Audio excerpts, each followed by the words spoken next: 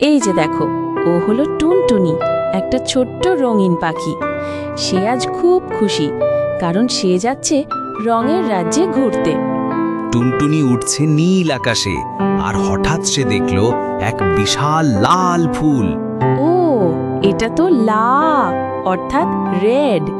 হ্যাঁ, টুনটুনি ঠিক বলেছে, লাল মানেই রেড। বলো দেখি, তুমি লাল রঙের কি কি জিনিস দেখেছো? এবার টুনটুনি উড়ে গেল একটা নদীর ওপর দিয়ে।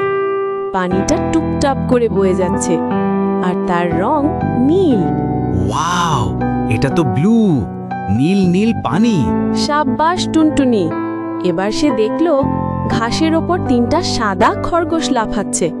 চলো গুনি তো। ওদের গায়ের রং? হ্যাঁ, সাদা, মানে হোয়াইট।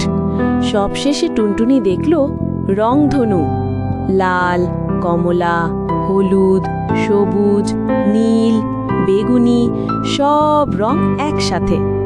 আহা, এই যে রঙের রাজ্য, শেখা মানেই কত মজা। শিশুরা, আজ আমরা শিখলাম রেড মানে লাল, ব্লু মানে নীল, হোয়াইট মানে সাদা।